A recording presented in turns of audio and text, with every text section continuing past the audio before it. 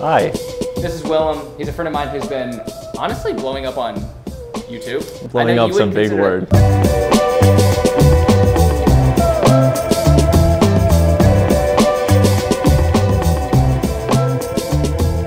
A lot of people who are aspiring film photographers have been watching your content. That's true. Because you've been creating a lot of things, basically just like videos that are sort of niche, teaching them how to use certain cameras and like how to go through the process. But the first question I have is, what made you decide to move to New York from Belgium? I moved from London. You moved from London? Yeah. Oh. Well, the first reason was definitely to study here, which is Parsons School of Design. Until I got to New York City, I was only a video guy. And over that summer, I bought a film camera while I was traveling. And that's how I got into photography. Definitely shooting film got me more into photography than I was before when I was doing video. I think I do videography like to make money, but photography is where the heart is. Do you think people like romanticize the idea of film too much? That's interesting you say that. I definitely think that people get a little distracted by the excitement of like shooting film because it looks cool and the cameras are nice and old and vintage, and people get a little distracted by like forgetting what they're taking photos of. Just like the argument for a good photo becomes, yeah, but it's film. You know, film will only take you so far, and then you also just need to be a good photographer and an artist. I think everybody who wants to try photography should shoot a film camera.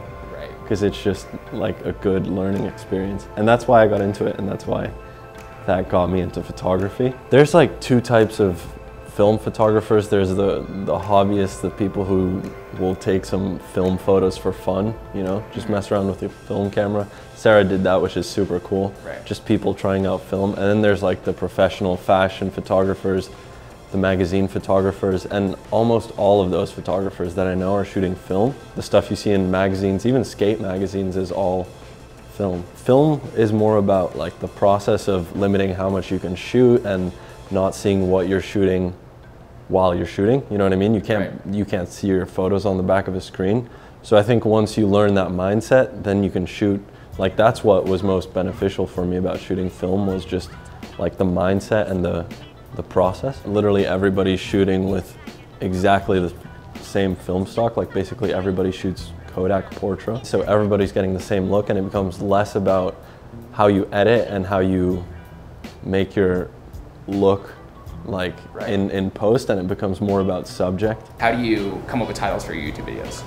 I wanted it to be more about, yeah, the process of photography and like the actual experience being on set and how you work with models versus what cameras you should be shooting with. Even though I do get into technicalities of film, because one, that's more interesting I think than like editing digital photos, and two, it does well on YouTube and it gets your audience. I definitely worked up to being able to approach just anyone. Like right now I have no problem going up to whoever I see on the street and asking for a photo, but I started doing that in like kind of the fashion scene in Soho, whatever, because I had more of a reason and like a connection with somebody. You know, I'd go up to somebody who I thought had a cool outfit and shoot their portrait, because you have like a mutual connection, which is fashion, and doing that made it easier to approach anybody. You know what I mean? I always try to like approach people with a reason. Like an easy one to get away with is, hey, I'm a student photographer and I'm working on a school project, even though that's never true. But dude, that was just 2 extremely stressful months when I was working at Highsnobiety, because I was at school after class. I would go to Highsnobiety or try to edit a video at night or whatever. And yeah, I feel like that worked for 2.5 months, but it definitely wasn't like sustainable. So after 2.5 months, I left Highsnobiety, but I probably will go back again next semester. How important is it to collaborate?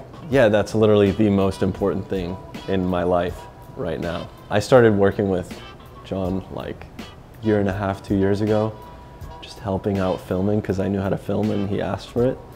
And that's how I know everybody now. Yeah. That's how I know Sarah, that's how I know Brett, that's how I know the people out here in the YouTube world. Some guy told me once there's like a triangle of values, and as long as it meets 2 of them, you should definitely say yes. And it was, one of them was money, one of them was will you learn from it, and One of them was, will you meet people through it?